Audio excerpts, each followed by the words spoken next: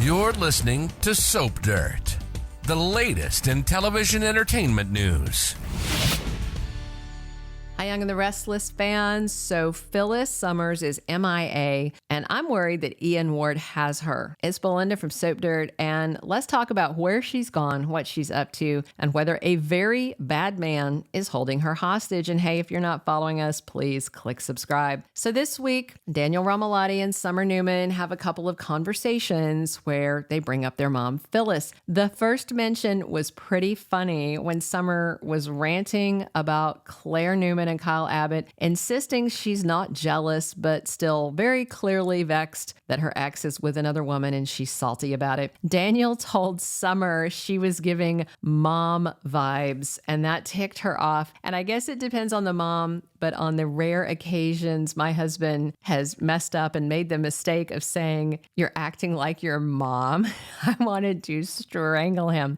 I know to some women that's a compliment and they'd say thank you, but to many of us, those are fighting words. And that's how Daniel saying it to Summer made her react. She denied it. She did not take it well. They both also are wondering why they've not heard from Phyllis lately, because she's usually all over them. And then Daniel and Summer have another conversation after both try repeatedly to reach Phyllis, and she's not answering. She's not returning text or calls. So one option for where she's gone is over to Paris to interfere with Sally and Billy, because Phyllis is acting about her ex Billy about like Summer's acting about her ex Kyle in a petty way, belittling their new girlfriend, denying they're attracted to him or jealous, but then clearly being both of those things. And so the siblings confirm with Billy that no, Phyllis is not in Paris. He's not heard from her in a few days, but Billy says, be patient. Maybe her phone died. But Daniel and Summer are very worried. So they ask around at the GCAC to see if any of the staff has seen her. Because remember, Phyllis is living at the athletic center. So the cleaning staff, the bartenders, the wait staff, room service, somebody should have seen her in the last couple of days, but no one has. So Summer insists they call Chance Chancellor to report Phyllis may be missing. And with her being an adult and all, you're supposed to wait a certain amount of time, and then they still may not investigate, but she's going to pressure him. So she and Daniel tell Chance what they know, why they're worried, and where they checked before calling him. And Summer leans on Chance and tells him this would help make up for her being upset at him for arresting her innocent brother during Heather's case and refusing to investigate other possible culprits, which he did. But then when Sharon was under investigation, he was willing to keep looking. So there's some residual angst there. So Chance agrees to look into it, and he tries to reassure them, but they're right to be worried. It's not like Phyllis to not be around, lurking, helicoptering, hovering around her kids' lives, snarking about the people she dislikes, and generally stirring the pot. The only other place it made sense for her to be was in Paris, because she insisted to Daniel the other day that she wanted to call and interrupt Billy's trip with Sally, which she denied was romantic and said was just business, because she wanted to tell Billy that Daniel took the job. And her sole focus lately has been on Billy and Sally. But there's also Sharon that Phyllis was fixated on pretty recently. So I wonder if Chance is going to circle around to the Newman ranch to ask his ex, Sharon,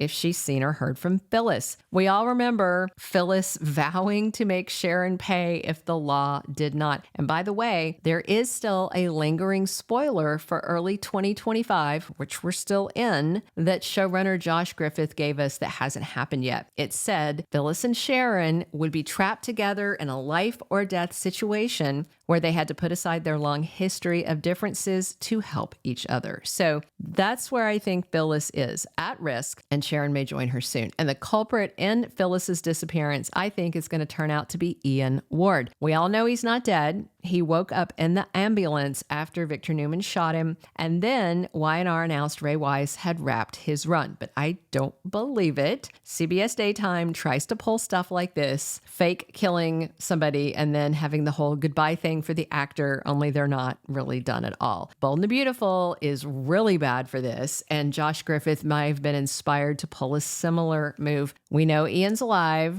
and now Phyllis is missing. So do the math, right? And Ian wants to punish the Newmans still, but he's been shot. Maybe he needs somebody to take care of him while he's recovering, although Victor's pretty well recovered. Or, maybe it's just a crime of opportunity where Phyllis wandered into him and he grabbed her so she couldn't warn anybody that he's alive. Back in the Gina Tognoni days, if you were watching then, when she played Phyllis, she met Ian Ward when he was staying in an RV in the woods, and she had no idea who he was. But when she figured it out, Phyllis busted Ian out to the Newmans. So he has a grudge against her too. And it would have been really bizarre to wrap Ian's run with no closure. And that's where they've left us. Plus, I said this before in late January, early February, I believe, that it's bizarre for Y&R to end Jordan and Ian's reign of terror right as February sweeps was kicking off. And by the way, sweeps does not end until next week on Wednesday, February 26th. So I suspect we're going to see Phyllis in Ian's clutches before then as like a big finale to sweeps. And Phyllis might be the key to how Ian also gets his hands on Sharon. For instance, if Sharon's heard from Chance that nobody can find Phyllis and then she gets a text from her, I could see Sharon heading off to meet her and then getting herself grabbed. And then from there, I could see Ian using this dual kidnapping to torment the Newmans, more specifically Nick Newman, for refusing to let him die and just generally being a pain in his butt. Ian could put Nick in a Sophie's Choice kind of situation. Pick which of your exes gets to live and which one is going to die. Something really twisted and totally Ian, especially since he blames the Newmans for the death of his lunatic lover, Jordan Howard. We have a little more trouble for Ian to make before he's really and truly done, is what I suspect. And that's why I think Phyllis is likely in his clutches, and we're going to find out soon. So wait and see. But Phyllis going missing right after Ian gasping and opening his eyes in the ambulance all adds up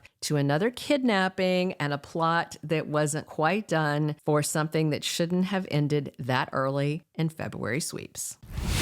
Thank you for being a loyal listener. Follow us wherever you get your podcast, because you don't want to miss the next episode. Soap Dirt is on all the major podcast platforms, including Apple Podcast, Spotify, iHeartRadio, and more.